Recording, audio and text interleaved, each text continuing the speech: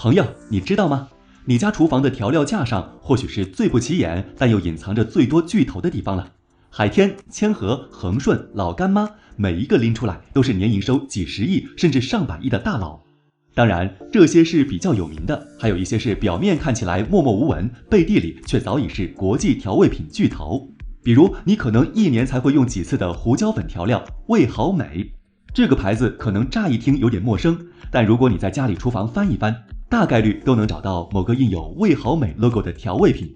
作为全球香辛料龙头的美国老字号，是的，没错，这个听起来极其接地气，像是个国产的名字，其实是个美国品牌。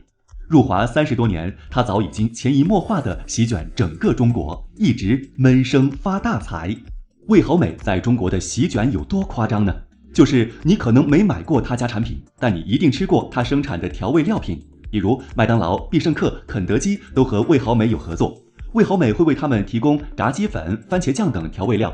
据说肯德基曾推出的一款酪雪缤纷奶香脆鸡，上面的洋葱乳酪调味就是味好美专门为了肯德基研发的。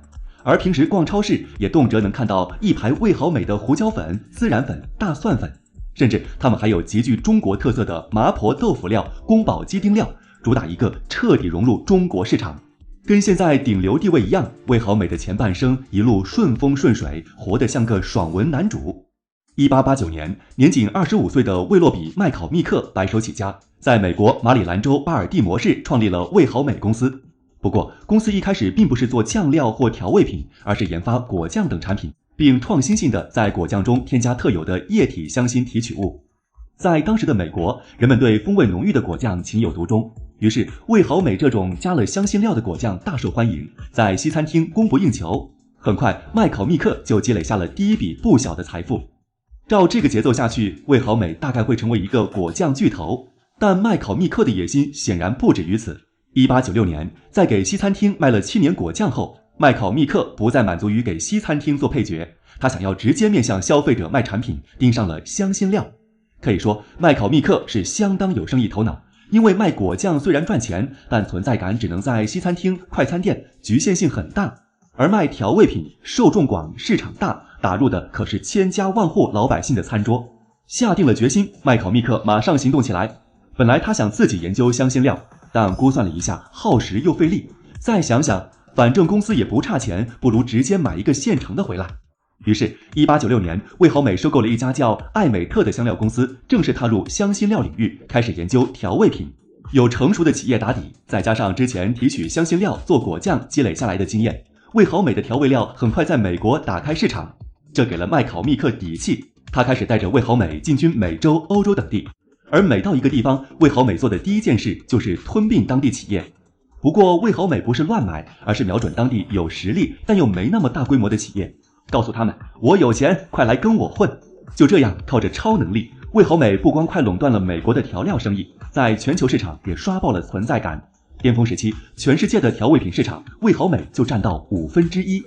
当然，也别以为味好美只是会买的暴发户，人家其实相当有头脑。比如，味好美把企业买来后，并不是当甩手掌柜，相反，他会细心研究当地人喜好，再推出相应产品。而且，由于调味品市场庞大，各地的人群口味偏好不同，味好美都会先进入当地餐厅试水，取得正向反馈后，再进入本地超市。另外，在当时的天然植物香料界，有一个老大难问题：保鲜。新鲜的香料风味绝佳，但价格昂贵，运输存储都困难重重。所以，大多数香料都会借助熏蒸等工艺进行干燥处理后，再送到消费者手中。可这么一来，香料风味往往会受到影响。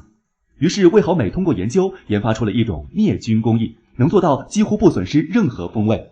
1989年，味好美进入中国，试图复制其进入其他国家的套路，拿下中国市场。但没想到这一次魔法不灵了。原因在于，当时的中国市场有一位无法撼动的老大13香坐镇，价格便宜，而且品牌已深入人心，大家根本不需要什么其他调味料。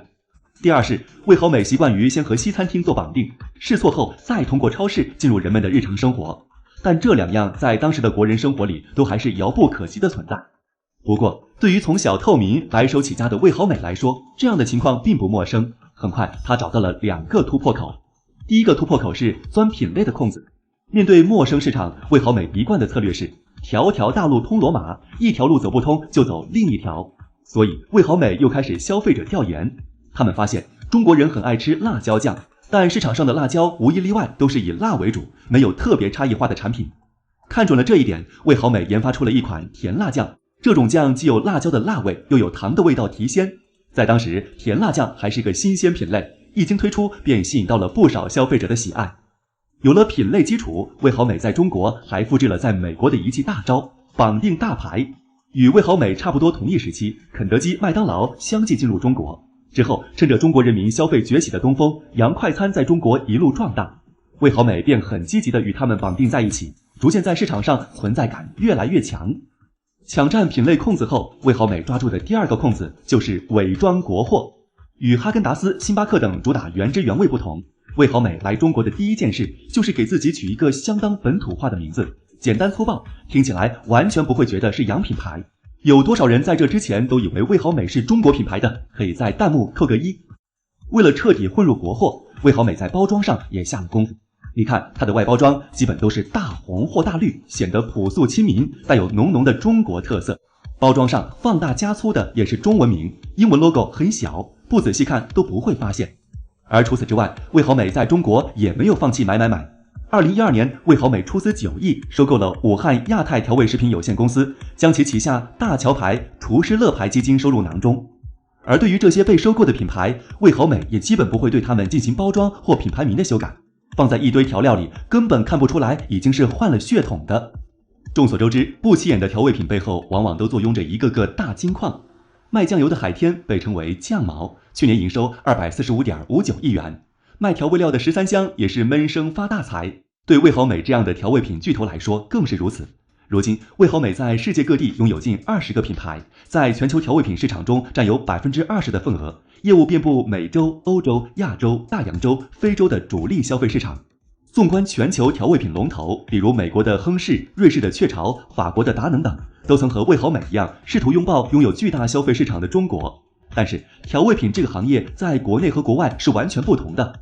欧美的调味品公司主要是酱类调味品，像是番茄酱、甜辣酱等，而国内调味品更偏爱酱油、醋这些，这就导致很多的欧美调味品企业在中国乃至世界市场水土不服。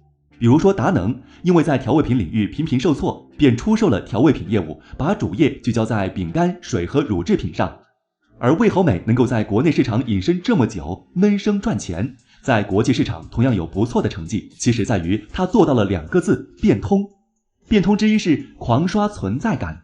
与老干妈几十年如一日只专注辣酱不同，味好美不会拘泥于某一种产品，它走的是多篮子战略，光旗下品牌就有20-30个，且品牌之间相互独立。就像刚刚我们说的大桥鸡精，你可能根本不知道它已经被味好美收购了。这样一来，不仅能提高产品的命中率，主打一个即使你能逃过辣酱、番茄酱，也很难躲开胡椒粉和鸡精。另外，这样也能提高品牌的整体抗风险能力，不至于出现一个品牌口碑受损，整体品牌都被拉下水的局面。第二是味好美会迎合市场。比起很多爱惜羽毛、一辈子只做一个品类的同行，味好美可以说是完全没有架子，不光体现在接地气的外表，还体现用户需要什么它就做什么。有人不爱吃甜，味好美就去研发适合少糖人群的口味。每个人口味不一样，味好美就把寿喜锅、部队锅、冬阴功等类型都来个遍。基本上只要是市场流行的口味，都能在味好美找到对应调料。这些年，人们国货情怀意识崛起，不少老字号纷纷下场，拥抱互联网，拥抱年轻人，想要在新时代讲述新故事。但在商业世界，空有情怀当不了饭吃。就像我们之前说过的汉口2厂，只有情怀，最后走到了破产边缘。老字号们想要真正崛起，还得靠自身产品够硬才行。味好美能从一个小透明变成美国老字号，成为国际调味品巨头，也无非就是务实，不瞎折腾，脚踏实地做产品、做研发，然后成功或许也只是早晚的事了。